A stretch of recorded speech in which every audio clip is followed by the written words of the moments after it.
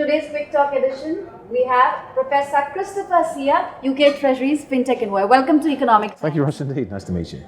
So, talking about the fintech industry, how big is the fintech industry in the UK and what sort of potential do you see in the coming years? Well, it's huge. We have the biggest problems in Europe, certainly, and probably the world to solve. We have the largest insurance market, one of the largest asset management markets in the UK. The size of the market, for example, in long-term savings is £9 trillion. And the cost to service that market inefficiently, 3% of that is about £300 billion. So if you want a big problem to solve, remove 1% of cost from the servicing of pension funds, and you have got a market size of £100 billion. That's a pretty big market, so we have some very big problems. On top of that, we have a very adventurous consumer. So the largest market in Europe, in fact, the size of the entire market for peer-to-peer and crowdfunding in the UK is the size of the entirety of the market in Europe. Right. So people have an enthusiasm for innovation. It's huge, basically. What's the future? It can only grow. And one of the reasons it can only grow is, yes, we solve problems in the UK, but when we solve them in the UK, we tend to solve them for the rest of the world, because a problem solved in the UK can then be transported as a solution to the rest of the world. We are the hub in the UK for global finance. Things that happen in the UK tend to be reflected elsewhere. So if you start in the UK, you quickly end up with a global marketplace. But is the market entirely based out of London? And what are the options and what are the possibilities outside of London for business? Yeah, absolutely. So my title as UK Treasury's Fintech Envoy, it's a vocational role, and I was given it because I have an understanding of what's going on in the rest of the UK. Most people, when they think of the UK, kind of get stuck at London. Often they maybe know Edinburgh and Scotland, they might know Manchester through Manchester United or one of the football teams, but there are lots and lots of very big cities in the UK, and they tend to hold different problems. And if you're looking, for example, for the home of retail banking in the UK, you look to Leeds. So London has got some very big banks, but Leeds has got 40 banks and building societies headquartered there, 40 banks and building societies. And those banks and building societies, you may not have heard of them, Skipton Building Society, Leeds Building Society, Bradford and Bingley Society, Building Society, very traditional organisations. They all have the same problems as the big banks, Solvency II, Basel, all of the same regulation, all of the same digitisation challenges, but they don't have the capacity to solve them. So if you're a company that's coming into the UK, you go and look at those places. I'll give you another example. If you are a catastrophe modeler, if you're in the insurance industry and you're looking to build models which understand the threats and risks associated with extreme weather, you go to a city called Exeter.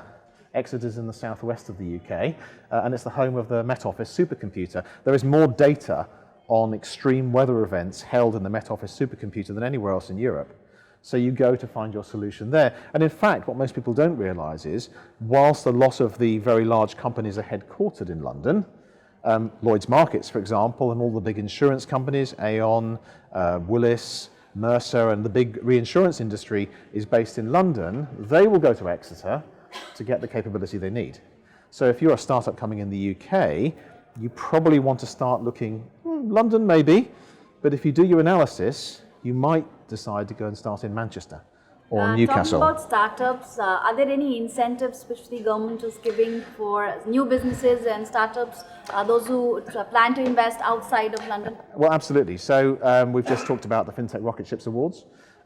This is a program that's operated by the Department of International Trade to help fintech startups in India come to the UK and understand the landscape, get involved with Innovate Finance Global Summit and various other pieces of infrastructure like VCs and so on. So there are economic incentives, there are incentives and support mechanisms at the national level, but once you've engaged at a national level, again, you start getting into a regional level.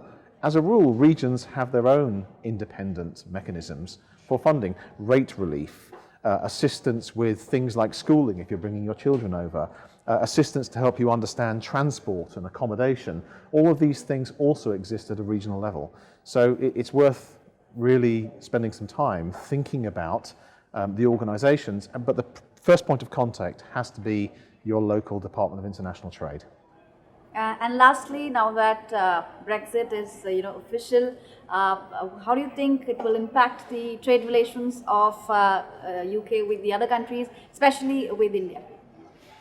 I think I have to be very careful about the comments I make about Brexit because it's all very uncertain. So what I'm going to do is I'm going to give you a clear example of where I think it's worked, and it's a personal example. The personal example is I, as all people who work in this sector, seem to ultimately move from being some kind of institutional advisor to actually solving a problem, and so I have my own startup. And the startup is based around solving a problem in the pension fund space, but my team is in India.